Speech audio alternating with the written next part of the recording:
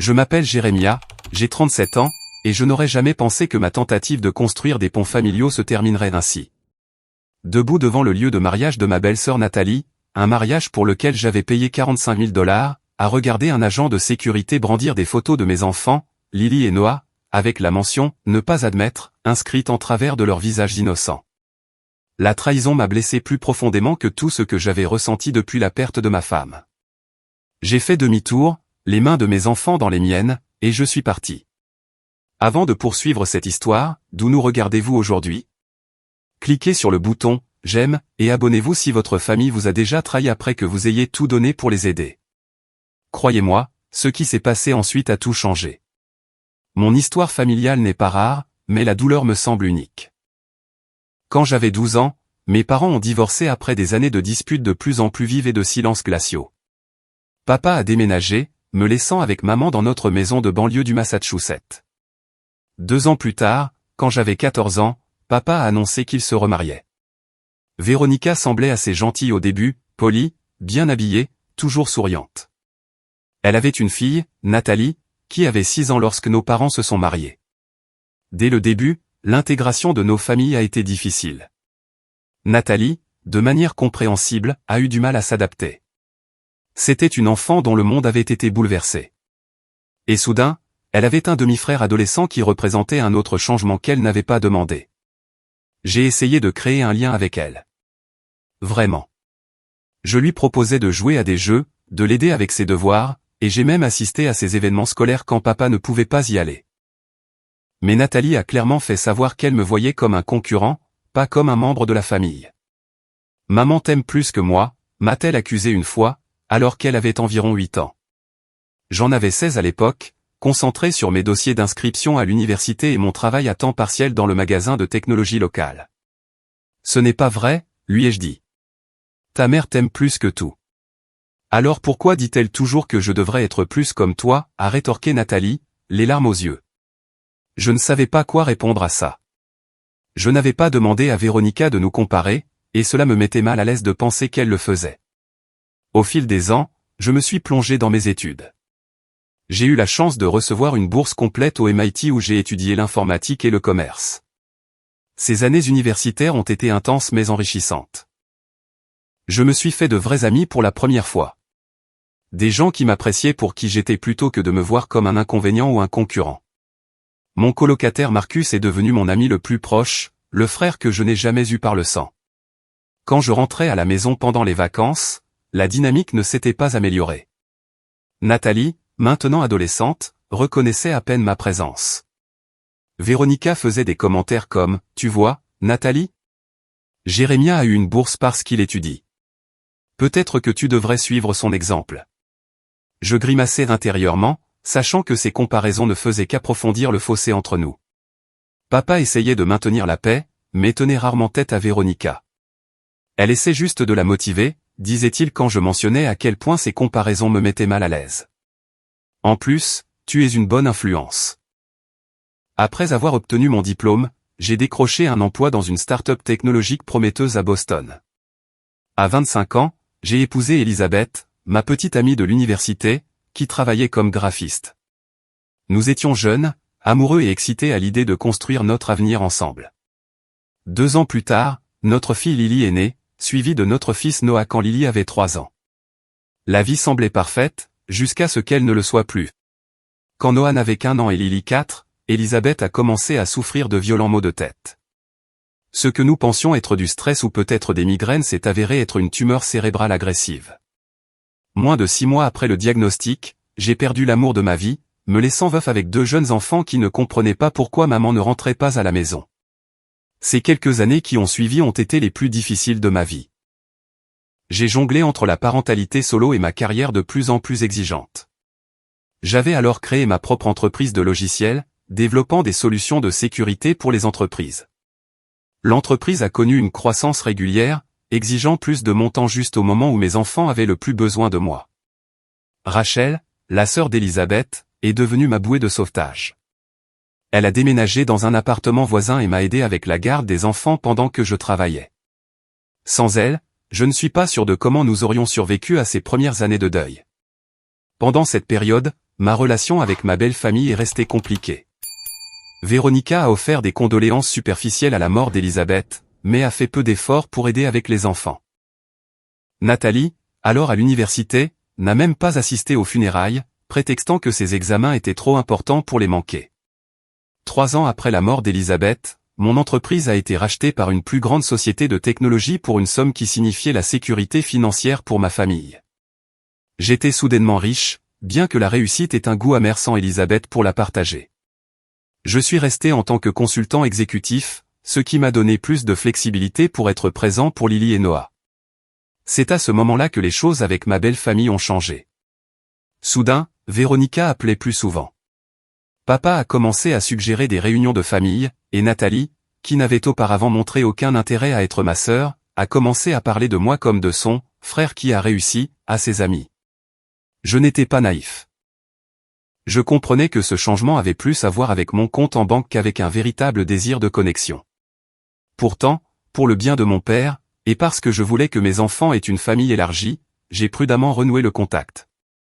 Lily, maintenant âgée de 6 ans, et Noah, de 3 ans, méritaient de connaître leur grand-père, même si cela signifiait devoir composer avec Véronica et Nathalie.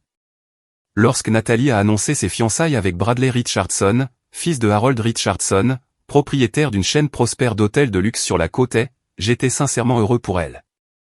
À 29 ans, elle semblait avoir mûri quelque peu, et Bradley paraissait être une influence stabilisatrice, poli, bien éduqué et issu d'une famille aux valeurs solides. Je ne savais pas encore que ces fiançailles allaient déclencher les événements qui finiraient par me forcer à redessiner toutes les limites de ma vie. L'annonce des fiançailles a eu lieu lors d'un dîner de famille chez mon père. Nathalie rayonnait en exhibant une bague en diamant qui captait la lumière sous tous les angles. Bradley se tenait à ses côtés, le bras autour de sa taille, l'air fier et légèrement nerveux en rencontrant la famille.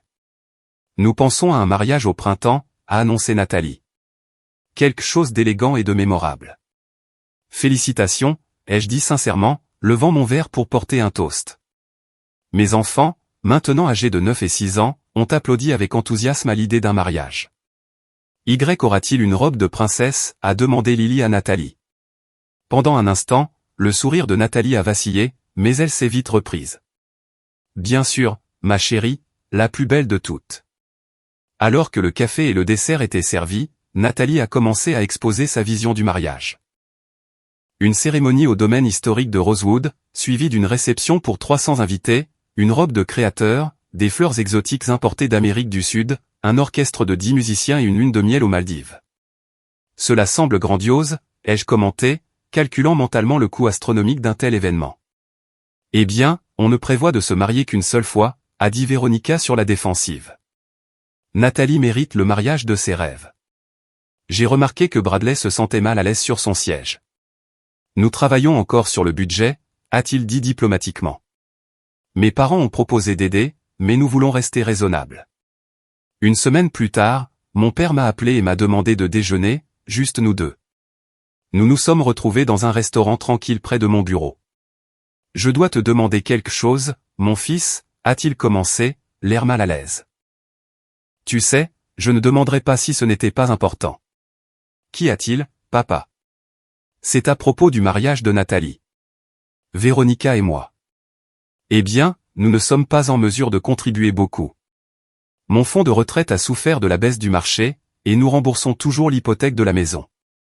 J'ai attendu, sentant déjà où cela menait. Nathalie a vraiment à cœur ce mariage. Et les parents de Bradley couvrent la moitié, mais il y a encore un déficit important. Il m'a regardé d'un air suppliant. Je sais que tu as bien réussi. Envisagerais-tu d'aider, pour la famille? Mon premier réflexe a été de refuser. Nathalie ne m'avait jamais traité comme de la famille quand cela comptait. Mais le regard plein d'espoir dans les yeux de mon père m'a fait hésiter. Il avait toujours été pris entre deux feux. Et malgré ses défauts, je savais qu'il m'aimait. De combien parlons-nous, ai-je demandé. Environ 20 000, a-t-il répondu, sans me regarder. C'était une somme substantielle, mais pas une qui affecterait ma sécurité financière. Après un moment de réflexion, j'ai accepté, me disant que c'était pour mon père, pas pour Nathalie. Merci, mon fils. Cela signifie énormément pour moi, pour nous tous. Ce qui avait commencé comme $20 000 a rapidement explosé. 2 semaines après ma conversation avec papa, Nathalie m'a appelé directement pour la première fois depuis des années. Jérémia, j'ai besoin de tes conseils, a-t-elle commencé, sa voix inhabituellement chaleureuse. Le lieu que nous voulions est réservé à notre date, mais ils ont leur salle de bal premium de disponible. C'est juste un peu plus cher. Combien de plus, ai-je demandé avec lassitude. Juste 10 000 de plus. Mais ça en vaut tellement la peine. Des lustres en cristal, des sols en marbre, une terrasse donnant sur les jardins. Contre toute attente, j'ai accepté de couvrir la différence. Je me suis dit que c'était un investissement dans l'harmonie familiale. Ensuite, il y a eu l'amélioration de la robe, passant d'un modèle à 5 000 $ à une robe de haute couture à 15 000 $. Puis la liste des invités est passée de 300 à 400 personnes. Les fleurs sont devenues plus exotiques, le menu plus élaboré, la lune de miel plus longue et plus luxueuse, à chaque fois. Nathalie m'approchait directement, toujours avec une raison convaincante pour laquelle l'amélioration était nécessaire, toujours avec une gratitude débordante qui disparaissait dès que le chèque était encaissé. Au moment où le mariage n'était plus qu'à 1 mois, ma contribution avait atteint 45 000 $, plus du double du montant initial. Tout au long de ce processus, j'ai remarqué un schéma inquiétant. Chaque fois que nous étions en famille, Nathalie était distante et dédaigneuse envers moi. Mais quand elle avait besoin de plus d'argent, elle appelait ou textait avec chaleur et appréciation. Véronica, quant à elle, semblait tenir ma contribution financière pour acquise, comme si c'était simplement mon devoir en tant que membre de la famille qui a réussi. Lors d'un dîner où les deux familles se sont rencontrées pour discuter des derniers arrangements, je me suis retrouvé assis à côté de Harold Richardson, le père de Bradley. C'était un homme impressionnant, un self-made man, direct, avec une approche pragmatique que je respectais. Jérémia, dit-il, alors que nous attendions nos plats principaux, Bradley me dit que vous avez fondé Secure Tech Solutions. J'ai suivi les progrès de votre entreprise, une croissance remarquable avant l'acquisition. J'ai été surpris et heureux qu'ils connaissent mon travail. Merci, monsieur Richardson. C'était un travail passionné. Appelez-moi Harold. Et j'aimerais beaucoup discuter avec vous un de ces jours de la mise en place de meilleurs systèmes de sécurité dans notre chaîne d'hôtels. Nous avons passé la demi-heure suivante engagés dans une conversation de fond sur la stratégie commerciale et l'intégration technologique. C'était la discussion la plus stimulante intellectuellement que j'avais eue lors d'une réunion de famille depuis des années. Je n'ai pas pu m'empêcher de remarquer Véronica nous observant avec une jalousie à peine voilée. Plus tard, je l'ai entendu se plaindre à mon père. Il est censé aider avec le mariage de Nathalie, pas faire du réseautage avec les Richardson. À l'approche du mariage, j'ai commencé à remarquer que mes enfants étaient systématiquement exclus des plans. Initialement, Nathalie avait suggéré que Lily pourrait être une demoiselle d'honneur et Noah un porteur d'alliance, des rôles qui les avaient énormément excités, mais ces rôles ont été discrètement réattribués à la nièce et au neveu de Bradley. C'est juste plus logique de garder ça dans la famille de Bradley, a expliqué Véronica avec dédain lorsque j'ai abordé le sujet. En plus, tes enfants sont encore en train de surmonter la mort de leur mère, un mariage pourrait être trop émouvant pour eux. J'ai été stupéfait par son insensibilité, mais j'ai choisi de ne pas discuter pour préserver la paix. La goutte d'eau a été 3 jours avant le mariage, lorsque Nathalie a appelé pour demander 5 000 $ supplémentaires pour surclasser leur hébergement de lune de miel en une villa sur pilotis. Nathalie, j'ai déjà contribué 45 000 $ à ton mariage, ai-je dit fermement. C'est plus du double de ce qui était initialement discuté. Je sais, et nous sommes si reconnaissants, a-t-elle dit rapidement. Mais c'est la dernière chose, promis. La villa a un sol en verre où l'on peut voir les poissons nager en dessous. C'est une expérience unique dans une vie. Contre toute logique, j'ai transféré l'argent, portant ma contribution totale à 50 000 $. La veille du mariage, lors du dîner de répétition, je me suis senti de plus en plus malvenu. J'étais assis à une table éloignée de la fête principale, alors que même des parents éloignés de Véronica avaient une place de choix. Mes enfants n'étaient pas du tout invités au dîner de répétition, avec l'explication que c'est vraiment juste pour le cortège nuptial. En partant, j'ai surpris une conversation entre Nathalie et Véronica dans le couloir, devant les toilettes. Elles ne m'ont pas vu dans le coin. « Es-tu sûr de ça ?» demandait Nathalie. « Il a payé la moitié du mariage. »« Fais-moi confiance », a répondu Véronica. « Ces enfants vont faire une scène. Ils sont trop jeunes pour rester assis tranquillement pendant une cérémonie. En plus, veux-tu vraiment les avoir sur toutes tes photos de mariage ? Les gens poseront des questions, et toute la journée tournera autour de l'histoire tragique de Jérémia au lieu de ton moment spécial. Tu as raison, soupira Nathalie. Je le dirai à la coordinatrice demain matin. Pas d'enfant à la cérémonie ou à la réception. Je suis resté figé, incapable de croire ce que j'avais entendu. Non seulement il prévoyait d'exclure mes enfants, qui avaient été habillés pour l'occasion et avaient répété leur meilleure manière pendant des semaines, mais il le faisait dans mon dos après que j'ai payé la moitié de toute l'extravagance. Je suis rentré chez moi dans un état de choc et de colère, incertain de la marche à suivre, mais certain qu'une ligne avait été franchie qui ne pouvait être effacée. Le matin du mariage de Nathalie s'est levé, clair et lumineux, une journée de printemps parfaite qui démentait la tempête émotionnelle qui couvait en moi. J'avais à peine dormi, tiraillé entre confronter Nathalie sur ce que j'avais entendu et simplement ne pas assister au mariage du tout. Mais à la fin, j'ai décidé de tenir bon, pour le bien de mon père. Et parce que je ne voulais pas apprendre à mes enfants qu'il est acceptable de rompre ses engagements, même quand on est en colère. J'ai aidé Lily à enfiler sa robe bleu pâle avec sa ceinture de satin, ses cheveux sombres arrangés en boucles soignées qu'elle insistait pour dire qu'elle ressemblait à celle d'une princesse. Noah s'agitait pendant que j'ajustais son petit nœud papillon, ses cheveux blonds fraîchement coupés la veille. Y aura-t-il du gâteau, papa, a demandé Noah pour la 5e fois ce matin-là, son esprit de 6 ans focalisé sur les desserts de la réception. Oui, mon grand. Il y aura certainement du gâteau, les jeux assuraient en forçant un sourire. Et vous deux, vous devez vous souvenir de vos meilleures manières aujourd'hui. C'est un jour important pour tante Nathalie. Je sais, papa, a dit Lily solennellement. Je me suis entraîné à rester assise sans bouger pendant 30 minutes entières hier. Mon cœur s'est serré devant leur innocence et leur sérieux. Ils n'avaient aucune idée qu'ils étaient sur le point d'être blessés par les personnes même qui auraient dû les accueillir comme de la famille. Alors que nous nous dirigions vers le domaine de Rosewood, j'ai reçu un texto de mon père. Nous sommes assis au 3e rang du côté de la mariée. On vous a gardé des places. Cela m'a donné un peu d'espoir que peut-être Nathalie et Véronica avaient reconsidéré leur plan cruel. Peut-être avaient-elles réalisé à quel point il serait blessant d'exclure 2 enfants qui avaient déjà vécu une perte profonde dans leur jeune vie. Nous sommes arrivés au domaine, un manoir tentaculaire avec des jardins manucurés et une extension de salle de bal nouvellement construite qui brillait de fenêtres sous le soleil de fin de matinée. Des voituriers prenaient les voitures des invités, et des serveurs offraient du champagne et du cidre pétillant sur des plateaux d'argent près de l'entrée. On dirait un château, a murmuré Lily, les yeux écarquillés d'émerveillement. Main dans la main avec mes enfants, je me suis approché de la grande entrée où un agent de sécurité en smoking vérifiait les noms sur une liste d'invités. Quand notre tour est venu, j'ai donné mon nom avec confiance. Jérémia et ses enfants. L'agent a parcouru sa liste, puis a levé les yeux en fronçant les sourcils. Il s'est écarté et a murmuré quelque chose à un autre membre du personnel de sécurité qui a disparu brièvement à l'intérieur. Quand il est revenu, il portait ce qui ressemblait à un dossier. « Monsieur Hay, vous êtes sur la liste. » Mais le premier agent a ouvert le dossier et l'a tourné vers moi.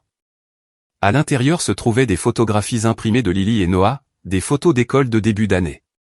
Sur chaque photo, en gros marqueur rouge, étaient inscrits les mots « ne pas admettre ». Le monde a semblé s'arrêter. J'ai senti un sifflement dans mes oreilles alors que le sang martelait dans mes veines. Il doit y avoir une erreur, ai-je réussi à dire, conscient que mes enfants se tenaient à côté de moi, ne comprenant pas encore ce qui se passait. Je suis désolé, monsieur, a dit l'agent, l'air visiblement mal à l'aise. Mademoiselle Nathalie a été très spécifique. Vous êtes le bienvenu, mais vos enfants ne sont pas autorisés à l'intérieur du site. J'ai baissé les yeux vers Lily et Noah, qui commençaient à sentir que quelque chose n'allait pas. La lèvre inférieure de Lily tremblait légèrement alors qu'elle se serrait contre moi. « Papa, qu'est-ce qui se passe ?» a-t-elle demandé d'une petite voix. À ce moment-là, la rage et le chagrin se sont heurtés en moi. J'ai sorti mon téléphone et j'ai essayé d'appeler mon père et Véronica. Aucune réponse des deux. J'ai même essayé le téléphone de Nathalie, bien que je sache qu'elle était probablement occupée par les préparatifs d'avant-cérémonie. Directement sur la messagerie vocale. Alors que nous étions là, incertains de quoi faire, j'ai remarqué Harold et Diana Richardson s'approcher de l'intérieur. Ils avaient apparemment été témoins de l'échange et étaient venus enquêter. « Jérémia, est-ce que tout va bien ?» a demandé Harold, l'air préoccupé. Je ne voulais pas créer de scène ni gâcher la journée de Nathalie, malgré sa cruauté. Il semble y avoir une certaine confusion concernant la présence de mes enfants, ai-je dit prudemment. Harold a regardé le dossier toujours entre les mains de l'agent, et son expression s'est assombrie. Puis-je voir ça, a-t-il demandé à l'agent, son ton ne laissant aucune place au refus. Après avoir examiné les photos et le message haineux qui y était inscrit, Harold a levé les yeux vers moi, un choc sincère dans le regard. Je n'en avais aucune idée, a-t-il dit doucement. C'est inacceptable. Mais le mal était fait. Mes enfants avaient vu leurs propres photos marquées comme des criminels, et Lily pleurait maintenant en silence, tandis que Noah avait l'air confus et effrayé. Je ramène mes enfants à la maison, ai-je dit fermement. Veuillez transmettre mes regrets à mon père. Bien sûr, a dit Harold, l'air troublé. Ce n'est pas juste, Jérémia. J'ai fait demi-tour, j'ai pris les mains de mes enfants et je suis retourné à la voiture avec toute la dignité que je pouvais rassembler. Aucun des deux enfants n'a parlé pendant que je les attachais. Le trajet du retour a été rempli d'un silence si lourd qu'il semblait pressé contre ma poitrine. Pourquoi tante Nathalie ne voulait-elle pas de nous à son mariage, a finalement demandé Lily, sa voix petite et blessée. Parfois, les adultes prennent de mauvaises décisions, ai-je répondu prudemment. Mais ça n'a rien à voir avec vous deux. Vous n'avez rien fait de mal. On a fait quelque chose de mal, a insisté Noah. Pas du tout. Ce sont des affaires de grands qui n'ont rien à voir avec vous. Je m'appelle Jérémia, j'ai 37 ans, et je n'aurais jamais pensé que ma tentative de construire des ponts familiaux se terminerait ainsi. Debout devant le lieu de mariage de ma belle-sœur Nathalie, un mariage pour lequel j'avais payé 45 000 $, à regarder un agent de sécurité brandir des photos de mes enfants, Lily et Noah, avec la mention « Ne pas admettre » inscrite en travers de leurs visages innocents. La trahison m'a blessé plus profondément que tout ce que j'avais ressenti depuis la perte de ma femme. J'ai fait demi-tour, les mains de mes enfants dans les miennes, et je suis parti. Après quelques heures de normalité forcée, mon téléphone a sonné. L'écran affichait un numéro que je ne reconnaissais pas, Jérémia est à l'appareil, ai-je répondu professionnellement. Jérémia, c'est Harold Richardson. Sa voix était sèche et formelle. Je pensais que vous devriez savoir que le mariage est annulé. J'ai failli laisser tomber le téléphone. Quoi? Après votre départ, j'ai parlé à Bradley de ce qui s'est passé. Il n'avait aucune idée des instructions de sécurité concernant vos enfants. Quand il l'a découvert, et quand je l'ai informé de l'ampleur de votre contribution financière à cet événement, il a confronté Nathalie. Plutôt que de rentrer directement dans une maison vide remplie de questions auxquelles je ne pouvais pas répondre adéquatement, j'ai fait un détour par leur glacier préféré, suivi d'une visite improvisée au parc. J'ai essayé de me concentrer sur la création d'une expérience positive pour éclipser le rejet, mais mon esprit revenait sans cesse à ces photos avec leurs messages cruels. Je me suis assis lourdement sur un banc du parc, regardant mes enfants jouer sur les balançoires, heureusement inconscient du drame qui se déroulait. Je suis désolé, ai-je dit automatiquement, sans savoir de quoi je m'excusais. Ne le soyez pas, a répondu fermement Harold. Vous n'avez rien à vous excuser. J'appelle parce que Nathalie, Véronica et votre père vous cherchent actuellement. Ils sont en route pour votre maison, aussi. Quelle était l'expression? Régler ce gâchis. J'ai fermé les yeux brièvement. Merci de me le faire savoir. Une dernière chose, a ajouté Harold, sa voix devenant froide. Ils sont en route pour votre maison pour supplier. N'ouvrez pas la porte. Ils ne méritent pas votre pardon. Pas aujourd'hui. Après avoir raccroché, je suis resté assis à regarder mes enfants pendant quelques minutes de plus, traitant ce qui venait de se passer. Le mariage pour lequel j'avais payé 50 000 $, qui avait causé des semaines de stress et de blessures, était annulé. Une partie de moi se sentait vengée que la cruauté de Nathalie ait été exposée. Mais une autre partie se sentait profondément triste pour toutes les personnes impliquées. Mon père, Bradley, même Nathalie elle-même, dont le jour spécial était maintenant ruiné, en grande partie à cause de ses propres actions. Finalement, j'ai appelé mon ami Marcus et lui ai brièvement expliqué la situation. Il a immédiatement proposé de prendre les enfants pour une soirée pyjama avec ses propres enfants, me donnant de l'espace pour gérer la confrontation inévitable. Merci, mon pote, ai-je dit avec gratitude. Je viendrai les chercher demain matin. Prends ton temps, m'a assuré Marcus. Et Jérémia, souviens-toi, tu n'as pas causé ça. Tu as été plus que généreux avec des gens qui ne l'ont pas apprécié. Après avoir déposé les enfants chez Marcus avec des sacs de nuit préparés à la hâte à partir de nos fournitures d'urgence dans la voiture, je suis enfin rentré chez moi, me préparant à tout ce qui allait suivre. La maison semblait inhabituellement silencieuse à mon retour. J'ai traversé les pièces, allumant les lumières à l'approche du soir, ressentant un étrange mélange d'émotions. La colère, la blessure, le soulagement que mes enfants soient à l'abri du drame, et un sentiment croissant de résolution que les choses devaient changer. Le premier appel est arrivé alors que je préparais du café dans la cuisine. Le nom de mon père s'est affiché à l'écran. Je l'ai laissé aller à la messagerie vocale. Puis Véronica a appelé, puis mon père à nouveau. J'ai mis mon téléphone en silencieux et je me suis assis à l'îlot de la cuisine, sirotant mon café et essayant d'organiser mes pensées. Quand j'ai finalement vérifié mes messages 1 heure plus tard, il y avait 7 messages vocaux et 16 textos. Les messages vocaux passaient du confus « Où es-tu ? Le mariage est retardé et tout le monde te cherche », de mon père à l'accusateur, « Comment as-tu pu gâcher le jour spécial de Nathalie comme ça ?» de Véronica, jusqu'à Nathalie elle-même, pleurant et incohérente à propos de Bradley la quittant devant l'hôtel. Les textos racontaient une histoire similaire de crise croissante, aucun ne reconnaissant la cause réelle, l'exclusion délibérée de mes enfants d'un événement que j'avais largement financé. Je réfléchissais à la manière de répondre quand la sonnette a retenti.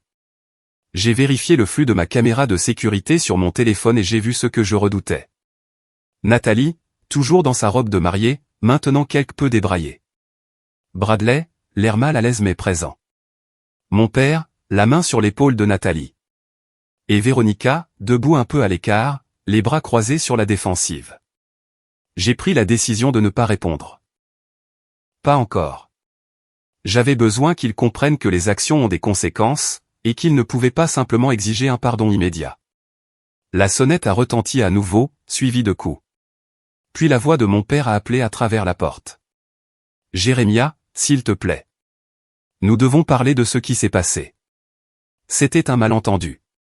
Je suis resté silencieux, me déplaçant vers la fenêtre de mon salon d'où je pouvais les voir sur le porche, mais où ils ne pouvaient pas facilement me voir à travers les voilages. « C'est ridicule », ai-je entendu Véronica dire. « Il n'est manifestement pas à la maison.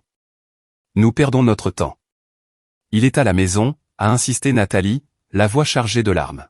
« Sa voiture est dans le garage. Je l'ai vue. » Plus de coups, plus d'appels à mon nom. J'ai observé la façade d'unité familiale sur mon porche commencer à se fissurer sous la tension. « C'est de ta faute ?» Nathalie s'est soudainement retournée contre Véronica, sa voix s'élevant. « C'était ton idée de bannir les enfants. »« Ne me mets pas tout sur le dos », a rétorqué Véronica. « Tu as convenu que c'était nécessaire. Tu as dit toi-même que tu ne voulais pas que ces enfants fassent une scène ou détournent l'attention de toi. Je ne l'aurais jamais fait si j'avais su que ça me coûterait Bradley. » Nathalie sanglotait maintenant, son maquillage soigneusement appliqué créant des traînées sombres sur son visage. Mon père a essayé d'intervenir. « S'il vous plaît, vous deux. Ça n'aide pas. Nous devons nous excuser auprès de Jérémia et trouver comment arranger ça. »« Arranger ça » a ricané Véronica.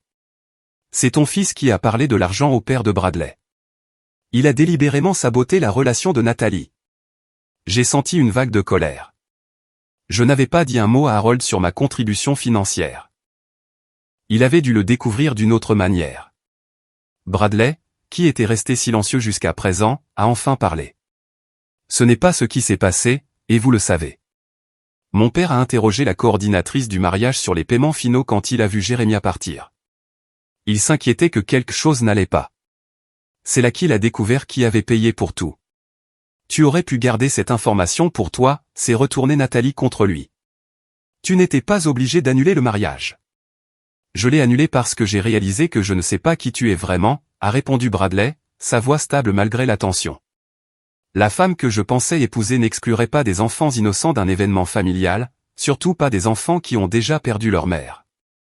Et elle ne ferait certainement pas ça à quelqu'un qui a généreusement payé la moitié de notre mariage. 50 000 $, a pleuré Nathalie. Il a payé 50 000 $. Sais-tu ce que ce genre d'argent signifie pour quelqu'un comme lui? Rien. Il dépense probablement autant pour des vacances d'un week-end.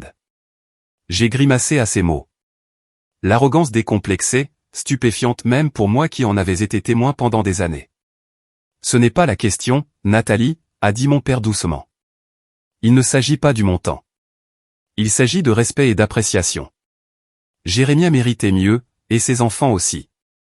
Ils ont continué à se disputer sur mon porche pendant près d'1 heure, leur voix s'élevant et s'abaissant, le blâme passant d'une personne à l'autre. Finalement, même Nathalie a semblé épuiser sa capacité au drame. Il ne viendra pas à la porte, a-t-elle finalement dit, la défaite dans la voix. Allons-y, où, a demandé Véronica. Le lieu est fermé. Les invités sont tous rentrés chez eux. Je ne sais pas, mère. Peut-être de retour à la maison où je pourrais changer cette robe ridicule qui a coûté plus cher que la voiture de certaines personnes.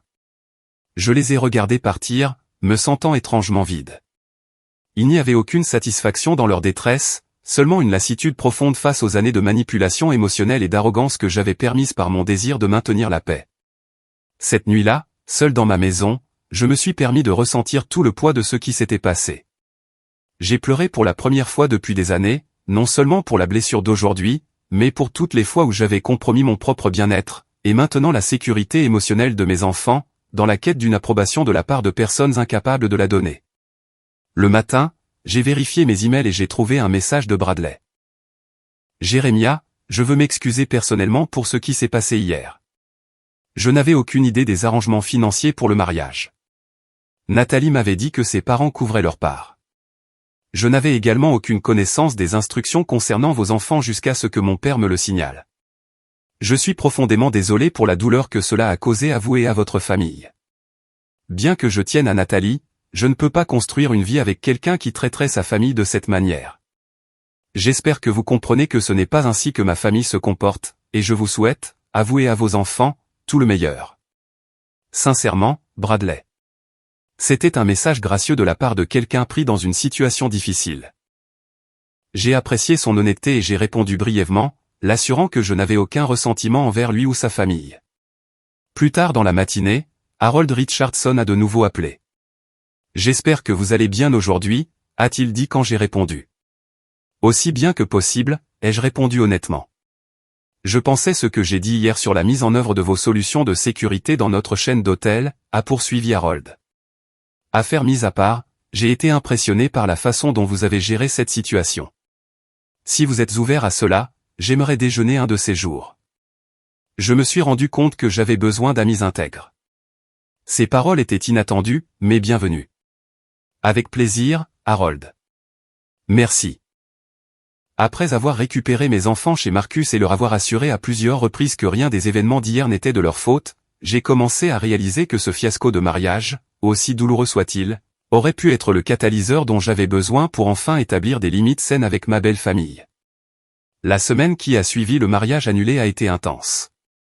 Ce qui avait commencé comme un conflit familial privé s'est rapidement transformé en quelque chose de plus grand et de plus public que je n'aurais pu l'anticiper. Le lundi matin, mon père s'est présenté à mon bureau sans prévenir, le visage tiré par le stress et le manque de sommeil. Nous devons parler, mon fils, a-t-il dit alors que mon assistante le faisait entrer dans mon bureau privé. Ça a assez duré. J'ai fait un geste pour qu'il s'assoie. Je suis d'accord, papa. Ça a beaucoup trop duré. Nathalie est dévastée. Elle mange à peine, dort à peine. Sa vie est en ruine. Il s'est penché en avant, l'expression suppliante. Tu dois parler à Bradley. Le convaincre que tout cela n'était qu'un malentendu. J'ai regardé mon père avec incrédulité. Un malentendu, papa? Elle a explicitement ordonné à la sécurité de refouler mes enfants, tes petits-enfants, après que j'ai payé 50 000 $ pour son mariage. En quoi est-ce un malentendu? Elle a paniqué. C'est tout. Elle s'inquiétait que la cérémonie soit parfaite. Si parfaite qu'elle ne pouvait pas inclure 2 enfants bien élevés qui étaient excités de voir leur tante se marier. J'ai secoué la tête. Il ne s'agit plus du mariage. Il s'agit d'un schéma de comportement qui dure depuis des années et que j'ai permis en essayant de maintenir la paix. L'expression de mon père s'est durcie. Alors tu vas juste abandonner ta sœur quand elle a le plus besoin de toi. Belle-sœur, ai-je corrigé gentiment. Et je ne l'abandonne pas. J'établis des limites. Il y a une différence.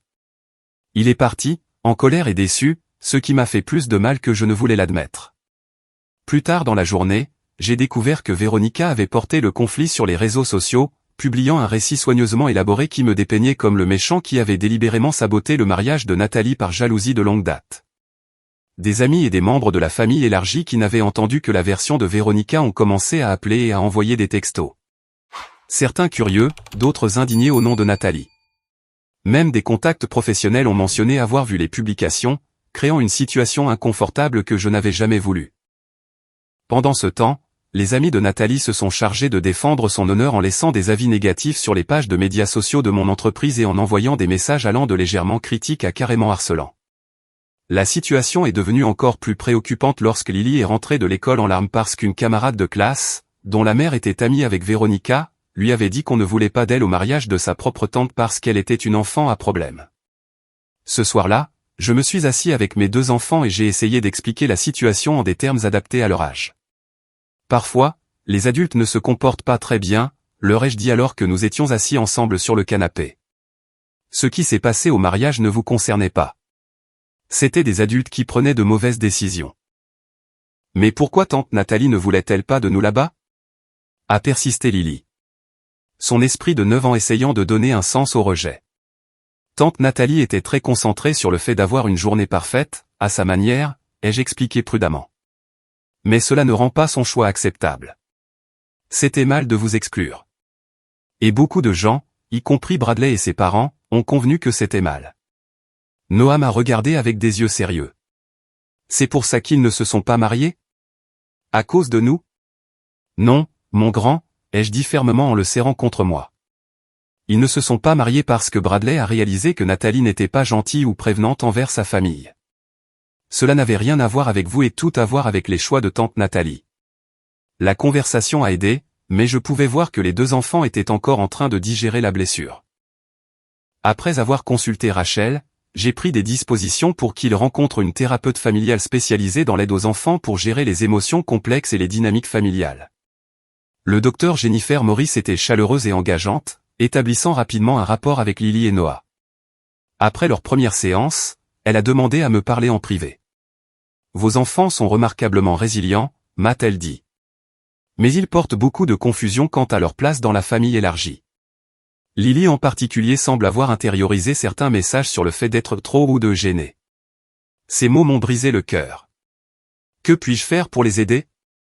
Continuez d'être la présence constante et aimante que vous êtes clairement, a conseillé le docteur Morris.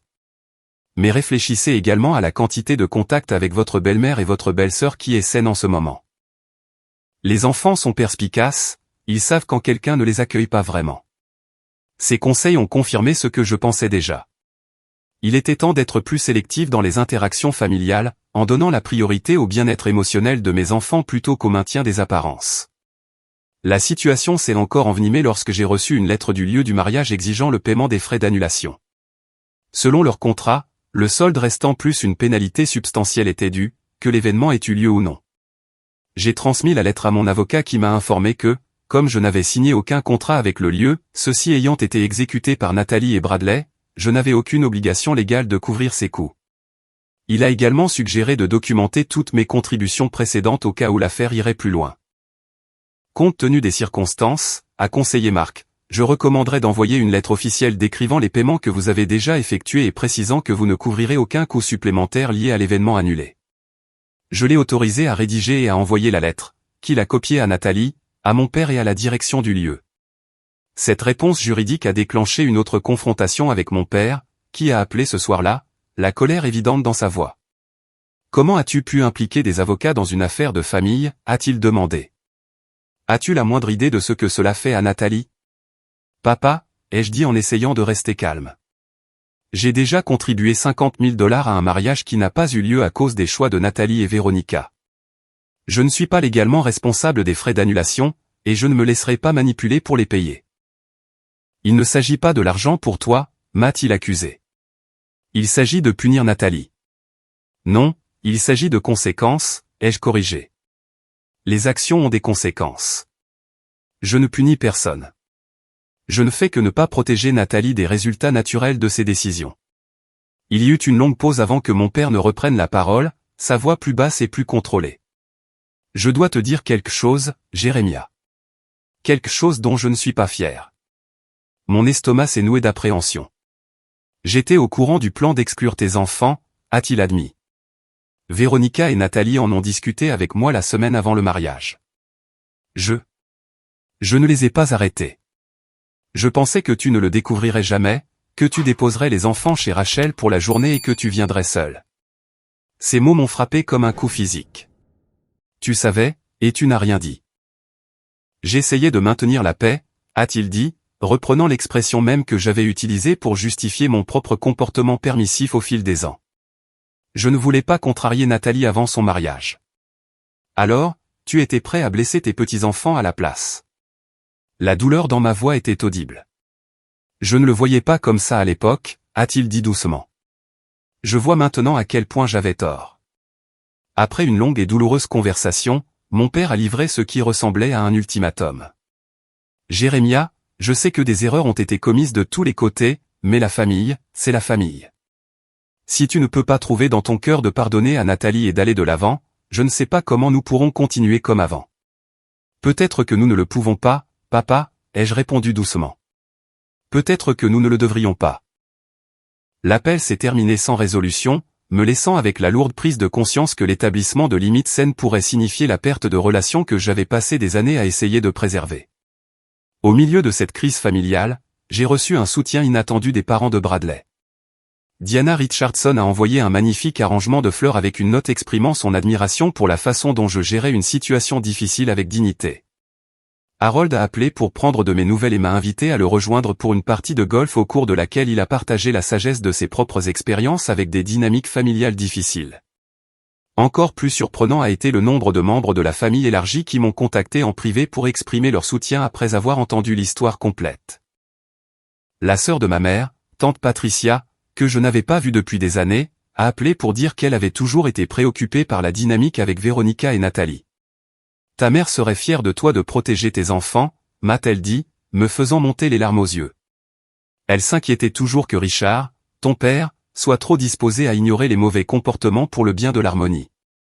Alors que les choses semblaient se stabiliser dans une détente précaire, Nathalie s'est présentée chez moi sans prévenir un samedi après-midi alors que les enfants étaient à la maison.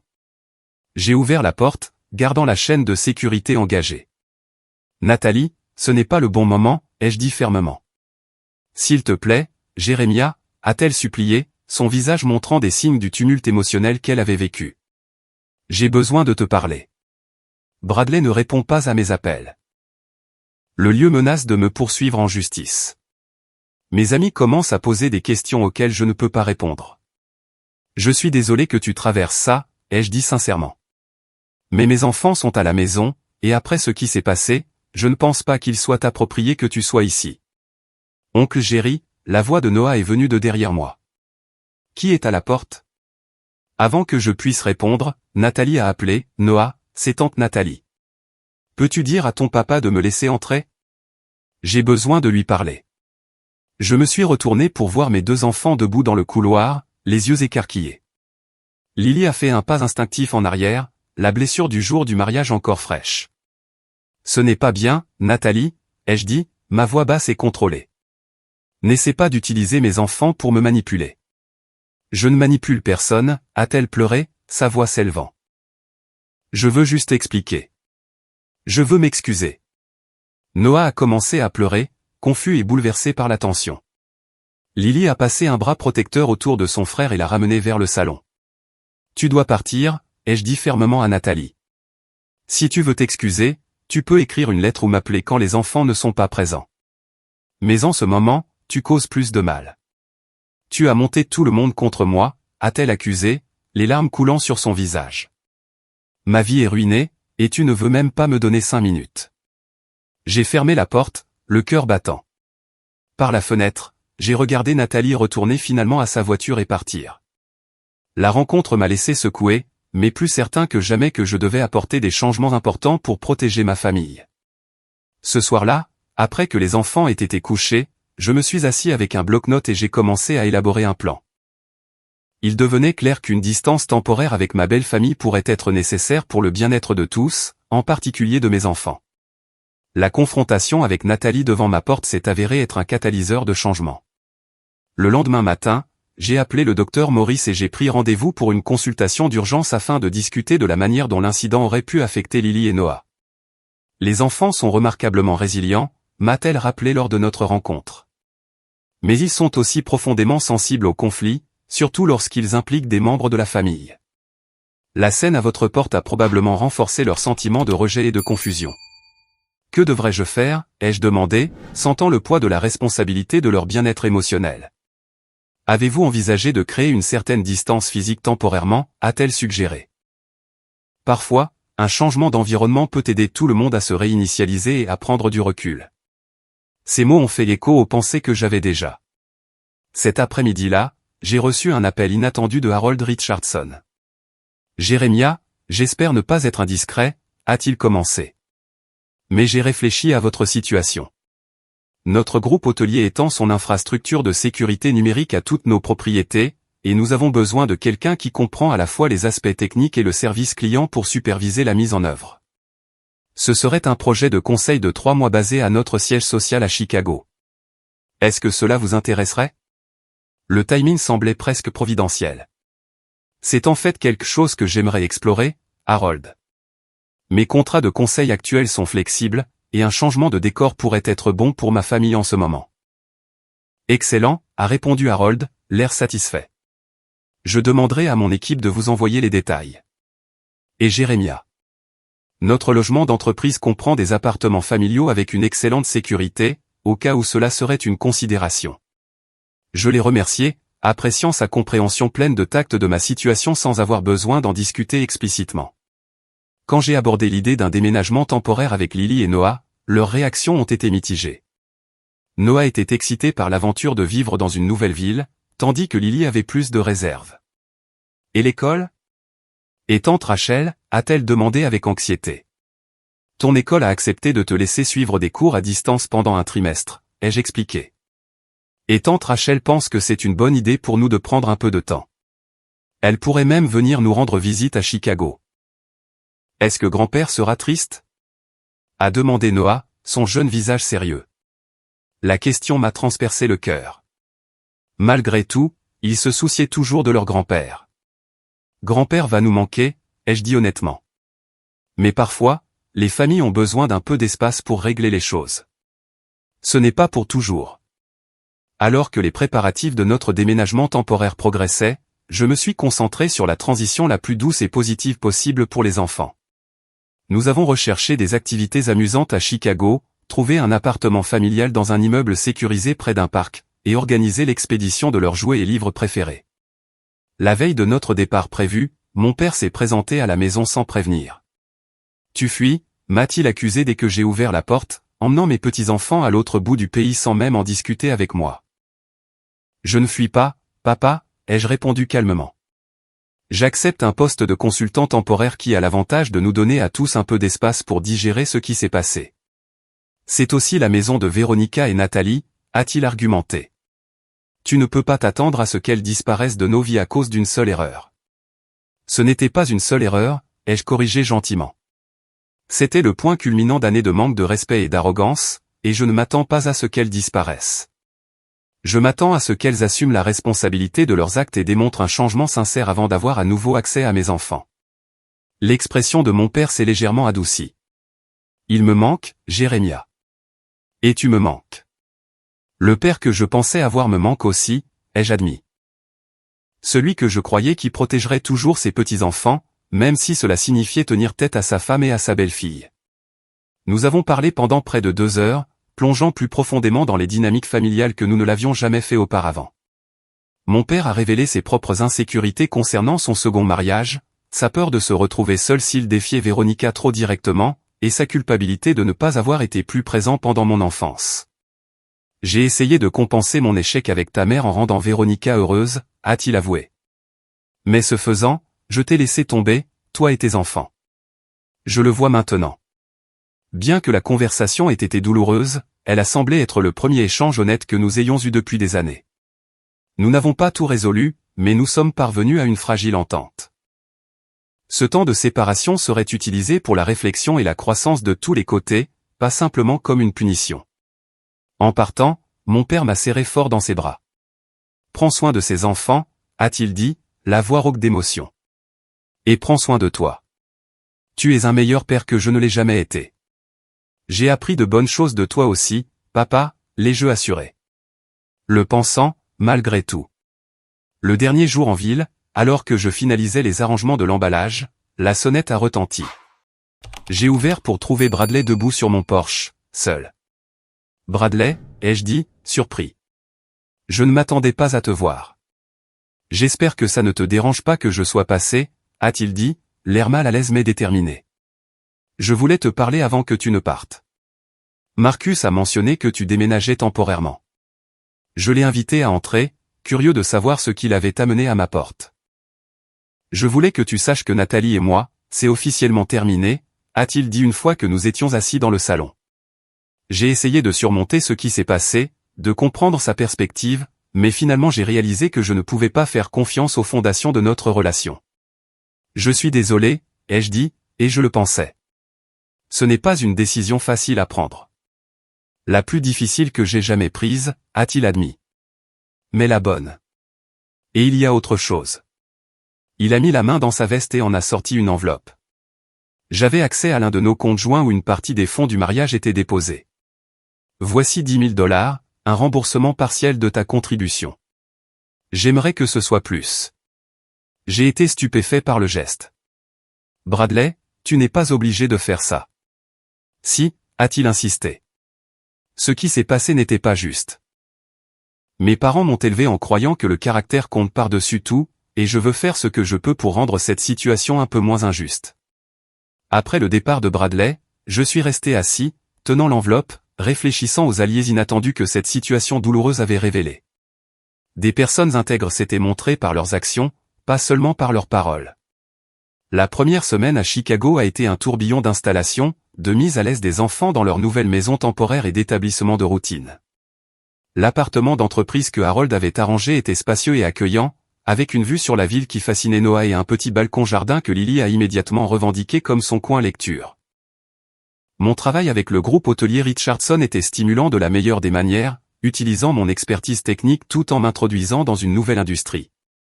Harold s'est avéré être non seulement un employeur juste, mais aussi un mentor précieux, partageant une sagesse commerciale accumulée au fil des décennies de construction de son entreprise, d'un seul hôtel à une chaîne internationale. Alors que nous nous adaptions à notre nouvelle vie temporaire, j'ai remarqué des changements positifs chez les enfants. Loin de la tension et du drame de notre situation familiale, ils semblaient plus légers, plus joueurs. Les cauchemars occasionnels de Noah ont diminué, et la tendance de Lily à vouloir plaire aux gens, un schéma inquiétant que j'avais remarqué se développer, a commencé à s'estomper à mesure qu'elle gagnait en confiance dans son nouvel environnement. 2 semaines après notre arrivée, j'ai reçu un appel de Rachel avec des nouvelles de la maison. Nathalie raconte aux gens que tu as kidnappé les enfants pour la punir, a-t-elle rapporté, la colère évidente dans sa voix. Elle joue la victime auprès de quiconque veut bien l'écouter.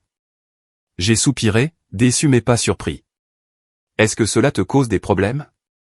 Je suis désolé que tu sois prise au milieu de tout ça. Ne t'inquiète pas pour moi, m'a assuré Rachel. La plupart des gens qui connaissent toute l'histoire ne croient pas à sa version. Je pensais juste que tu devais être au courant. Plutôt que de m'engager avec les accusations de Nathalie, je me suis concentré sur la construction de notre vie à Chicago. Nous avons découvert des parcs, des musées et des pizzerias préférés. Les enfants ont commencé à se faire des amis avec d'autres enfants de l'immeuble. J'ai établi des liens avec des collègues qui sont rapidement devenus des amis. 1 mois après notre arrivée, j'ai reçu un email inattendu de Véronica. L'objet était simplement « Je suis désolé ». Le message était bref mais contenait quelque chose que je n'avais jamais reçu de ma belle-mère auparavant, des excuses sincères. J'ai beaucoup réfléchi, écrivait-elle. Mon comportement au mariage de Nathalie et dans les années qui ont précédé était inexcusable. J'ai donné la priorité aux apparences plutôt qu'aux gens et j'ai blessé des enfants innocents dans le processus. Je ne m'attends pas au pardon, mais je voulais que tu saches que je reconnais le mal que j'ai causé. J'ai commencé à voir un thérapeute pour comprendre pourquoi j'ai agi de cette manière et comment faire mieux. J'ai lu l'email plusieurs fois, cherchant les sous-entendus manipulateurs que j'attendais de Véronica, mais il semblait étonnamment sincère. J'ai rédigé une réponse prudente, reconnaissant ses excuses sans faire de promesses pour l'avenir. J'apprécie ton honnêteté, ai-je répondu. Cela a été une période douloureuse pour tout le monde, en particulier pour Lily et Noah. Je suis heureux que tu cherches de l'aide pour comprendre tes actions. Quant à l'avenir, je pense que nous avons tous besoin de temps et d'espace. Toute réconciliation devra se faire lentement, avec des limites claires et le respect du bien-être émotionnel des enfants. Alors que notre deuxième mois à Chicago progressait, je me suis retrouvé à développer de nouvelles amitiés qui semblaient plus saines et plus authentiques que beaucoup de mes relations précédentes. Diana Richardson m'a présenté à un groupe de bénévoles communautaires qui travaillaient avec des enfants défavorisés, ce qui m'a donné une perspective sur mes propres défis familiaux. Grâce au programme de bénévolat, j'ai rencontré Sophie, une infirmière pédiatrique dont la sagesse calme et la gentillesse sincère envers mes enfants et moi-même étaient rafraîchissantes. Ce qui a commencé comme une conversation informelle lors d'événements bénévoles a progressivement évolué vers des cafés et finalement des dîners lorsque Rachel venait et restait avec les enfants. Lily et Noah ont immédiatement adopté Sophie, appréciant sa manière directe et la façon dont elle leur parlait avec respect plutôt qu'avec condescendance. Elle avait le don d'écouter leurs préoccupations sans jugement, une qualité que j'appréciais de plus en plus. Alors que notre déménagement temporaire touchait à sa fin, Harold m'a proposé de prolonger mon contrat de 3 mois supplémentaires. Le projet se déroulait bien, et les enfants s'étaient magnifiquement adaptés à leur vie à Chicago. Après mûre réflexion et des conversations avec Lily et Noah, nous avons décidé de rester jusqu'à la fin de l'été, nous donnant à tous plus de temps pour guérir et grandir avant de potentiellement retourner aux dynamiques de la maison. La distance et le temps avaient apporté une clarté que je n'attendais pas. J'ai réalisé combien d'énergie j'avais dépensé au fil des ans à essayer de gagner l'approbation de personnes incapables de la donner librement.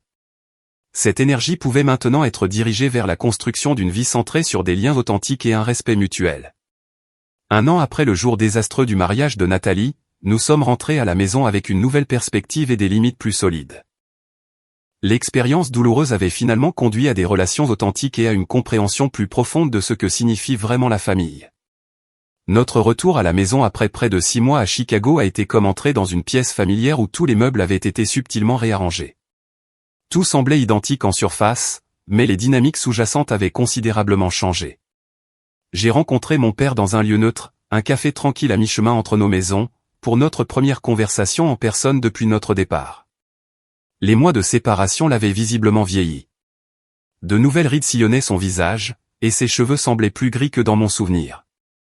La maison a été trop silencieuse sans toi et les enfants, a-t-il admis après que nous ayons échangé des salutations quelque peu maladroites. C'est bon de te voir, papa, ai-je dit sincèrement. Comment vas-tu? Au cours des 2 heures suivantes, mon père s'est ouvert plus honnêtement qu'il ne l'avait fait depuis des années. Il m'a parlé de son adhésion à un groupe de soutien pour les hommes aux prises avec des conflits familiaux, de la thérapie de couple qu'il avait commencé avec Véronica, et de ses tentatives d'établir des limites plus saines avec Nathalie. J'ai encouragé son sentiment de tout du tout de sa vie, a-t-il reconnu, fixant sa tasse de café.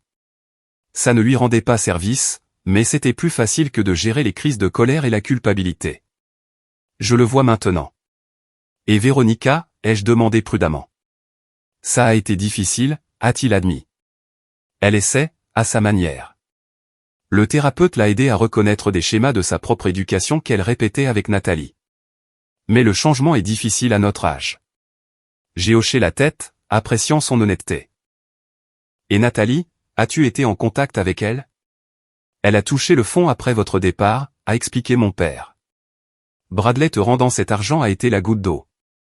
Elle racontait à tout le monde qu'il la suppliait de revenir, que le mariage était juste reporté. Quand elle a découvert qu'il t'avait remboursé, elle n'a plus pu maintenir la fiction. Ça a dû être difficile pour elle, ai-je dit, trouvant une empathie sincère malgré tout ce qui s'était passé. Ça l'a été, a-t-il convenu. Mais parfois, nous devons toucher le fond avant de pouvoir commencer à remonter. Elle a perdu son emploi, et retourné vivre à la maison pendant un certain temps. Ce n'était pas joli. Mais il y a environ 3 mois, quelque chose a changé. Elle a commencé une thérapie de son propre chef, non pas parce que nous l'y avons poussée, mais parce qu'elle le voulait. Elle travaille à temps partiel dans un refuge pour animaux local. C'est la première fois de sa vie qu'elle s'accroche à quelque chose de difficile sans attendre de récompense. J'ai été surpris par ce développement. La Nathalie que je connaissais avait toujours pris le chemin le plus facile, s'attendant à ce que les autres lui ouvrent la voie. C'est une bonne nouvelle, ai-je dit prudemment. Elle aimerait s'excuser auprès de toi et des enfants, s'est aventuré mon père. Quand vous serez prêts. Sans pression. J'ai apprécié sa reconnaissance du fait que nous aurions besoin de temps. J'y penserai. Mais papa, j'ai besoin que tu comprennes quelque chose d'important. Toute relation avec Nathalie à l'avenir se fera selon mes conditions, avec des limites claires pour protéger mes enfants. Il passe en premier, toujours. Je comprends, a-t-il dit solennellement. Et pour ce que ça vaut, je respecte ça. Il m'a fallu trop de temps pour réaliser que ma première responsabilité aurait dû être de te protéger, pas de garder Véronica heureuse à tout prix. Dans les semaines qui ont suivi, nous avons établi une nouvelle routine. Mon père venait une fois par semaine, passant du temps avec Lily et Noah sans la présence de Véronica ou Nathalie. Ces visites étaient initialement quelque peu tendues, mais sont progressivement devenues plus confortables à mesure que les enfants voyaient leur grand-père faire des efforts constants. 3 mois après notre retour, j'ai accepté une rencontre soigneusement contrôlée avec Nathalie. Nous nous sommes retrouvés dans un parc, un territoire neutre, où les enfants pouvaient jouer à portée de vue, mais hors de portée de voix pendant que nous parlions. La Nathalie qui s'est approchée de moi cet après-midi ensoleillé ne ressemblait guère physiquement à la mariée arrogante qui avait interdit à mes enfants l'accès à son mariage. Fini les cheveux parfaits et les vêtements de créateur, remplacés par une simple queue de cheval et une tenue décontractée. Mais la différence la plus frappante était dans son comportement. L'agressivité défensive avait cédé la place à une présence plus calme et plus réfléchie. « Merci d'avoir accepté de me voir », a-t-elle commencé, sa voix dépourvue de son habituelle théâtralité. « Je sais que tu avais toutes les raisons de refuser. »« Je crois aux secondes chances », ai-je répondu simplement. « Mais je crois aussi aux conséquences et aux limites. » Nathalie a hoché la tête, jetant un coup d'œil vers le terrain de jeu où Lily poussait Noah sur une balançoire. « J'ai travaillé avec ma thérapeute pour comprendre pourquoi je vous ai traité, toi et tes enfants, de la manière dont je l'ai fait. Ce n'est pas une excuse, mais j'ai réalisé à quel point mon comportement découlait du sentiment d'avoir été remplacé lorsque ma mère a épousé ton père. J'étais si jeune et soudain, il y avait cet adolescent qui était meilleur en tout, qui avait l'attention de ma mère. Je n'ai jamais voulu te remplacer, Nathalie, ai-je dit doucement. J'essayais juste de trouver ma propre place dans une famille recomposée. Je le sais maintenant, a-t-elle reconnu. Mais pendant des années, je me suis convaincu que tu étais l'ennemi. C'était plus facile que de gérer mes propres insécurités. Elle a fait une pause, regardant les enfants jouer. Ce que j'ai fait au mariage était impardonnable. Je comprendrai si tu ne peux jamais vraiment me faire confiance à nouveau. Mais je suis désolé, sincèrement désolé pour la douleur que j'ai causée. Ces excuses semblaient authentiques, exemptes de la manipulation qui avait caractérisé nos interactions pendant si longtemps. Je n'ai pas offert un pardon immédiat, mais j'ai exprimé mon appréciation pour sa volonté d'assumer ses responsabilités. Où allons-nous à partir d'ici ? A-t-elle finalement demandé. Lentement, ai-je répondu honnêtement. Toute relation avec mes enfants nécessitera des efforts constants au fil du temps et le respect de mes limites. Ils ont été blessés, et je ne permettrai pas que cela se reproduise. Je comprends, a-t-elle dit doucement. J'aimerais essayer, si tu me le permets. Au cours de l'année suivante, Nathalie a démontré un changement progressif mais significatif. Elle a commencé par de petits gestes constants, des cadeaux d'anniversaire appropriés pour les enfants, une communication respectueuse avec moi, un intérêt sincère pour leurs activités. Elle a accepté sans se plaindre lorsque j'ai insisté pour que ses premières interactions avec Lily et Noah soient supervisées et limitées. La transformation de Véronica a été moins spectaculaire, mais tout de même significative. Bien qu'elle ne soit jamais devenue la figure de grand-mère chaleureuse et attentionnée que les enfants auraient pu souhaiter, elle a appris à faire preuve de respect et de considération. Notre relation est restée quelque peu formelle, mais l'hostilité sous-jacente s'était dissipée. Pendant cette période de reconstruction familiale, ma vie personnelle s'est épanouie de manière inattendue. Sophie, l'infirmière pédiatrique que j'avais rencontrée à Chicago, a accepté un poste dans un hôpital de notre région, permettant à notre relation de se poursuivre et de s'approfondir. Sa patience face aux dynamiques familiales complexes et son affection sincère pour mes enfants ont fait d'elle une partenaire inestimable alors que nous naviguions les défis de la construction d'une famille recomposée sur des bases plus saines. Les enfants l'adoraient, en particulier Lily, qui a trouvé en Sophie un modèle féminin alliant force et compassion d'une manière qui a aidé à guérir certaines des blessures laissées par la perte de sa mère à un si jeune âge. Ma relation professionnelle avec Harold Richardson a évolué en une véritable amitié et finalement en un partenariat commercial. Son mentorat m'a aidé à étendre mon cabinet de conseil en sécurité sur de nouveaux marchés, créant une carrière plus stable et flexible qui m'a permis de donner la priorité au temps en famille. Quant à Bradley, nous avons maintenu une relation cordiale à distance. Il a finalement déménagé à Seattle pour un nouveau départ, envoyant occasionnellement de brèves nouvelles ou des cartes de vœux. J'ai été sincèrement heureux lorsque, 2 ans après le fiasco du mariage, il m'a écrit pour me dire qu'il avait rencontré quelqu'un de nouveau, une personne gentille et authentique qui valorisait les liens familiaux. Un dimanche après-midi chaud, 3 ans après le mariage qui n'a jamais eu lieu, j'ai organisé un barbecue dans mon jardin. En regardant le groupe réuni, mon père riant avec Harold au sujet des techniques de grillade, Sophie organisant un jeu de ballon d'eau avec Lily, Noah et quelques enfants du quartier, Rachel et son nouveau mari en pleine conversation avec des amis de notre groupe de bénévoles, et oui, même Nathalie, qui sortait maintenant avec un vétérinaire du refuge pour animaux et aidait à servir les boissons avec une humilité qui me surprenait encore parfois, j'ai ressenti une profonde gratitude pour le douloureux voyage qui avait mené à ce moment. Véronica avait choisi de ne pas assister à ce rassemblement particulier, une décision qui reflétait son travail continu pour respecter les limites plutôt que de forcer les liens. C'était l'un des nombreux petits indicateurs qu'un réel changement était possible, même dans les dynamiques familiales les plus ancrées. Plus tard dans la soirée, après le départ des invités et le coucher des enfants, Sophie et moi nous sommes assis sur la balançoire du porche, profitant de la fin paisible d'une agréable journée. « Tu as construit quelque chose de magnifique ici », a-t-elle observé, sa main confortablement enlacée dans la mienne. Peu de gens auraient pu transformer une telle blessure en quelque chose de guérisseur. J'ai eu de l'aide, ai-je reconnu, pensant à toutes les personnes qui nous avaient soutenus dans les moments difficiles, Marcus, Rachel, les Richardson, et finalement Sophie elle-même. N'empêche, a-t-elle insisté, il a fallu du courage pour fixer des limites au lieu de simplement maintenir la paix à tout prix. Ces mots ont capturé la leçon la plus importante que j'avais apprise au cours de ce voyage.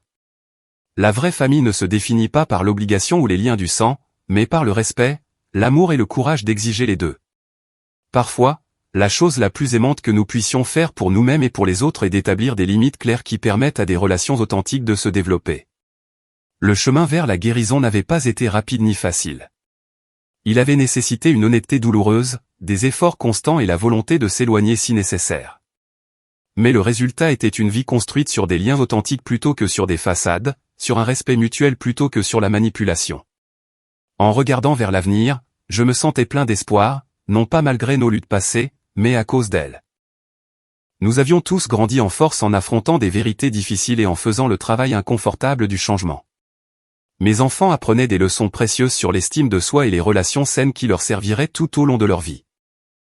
La trahison du jour du mariage, qui avait semblé si dévastatrice, avait finalement été le catalyseur pour construire quelque chose de bien plus précieux que n'importe quelle célébration soigneusement orchestrée aurait pu l'être, une famille définie par l'authenticité plutôt que par les apparences, et des relations assez solides pour affronter à la fois la célébration et le conflit. Quels défis familiaux avez-vous rencontrés qui ont finalement conduit à un changement positif ? Avez-vous déjà dû établir des limites difficiles avec des êtres chers ? Partagez vos expériences dans les commentaires ci-dessous et n'oubliez pas d'aimer, de vous abonner et d'activer la cloche de notification pour ne jamais manquer une autre histoire. Merci d'avoir écouté mon parcours et rappelez-vous, parfois les moments les plus difficiles de nos vies mènent aux plus belles transformations. Jusqu'à la prochaine fois, prenez soin de vous.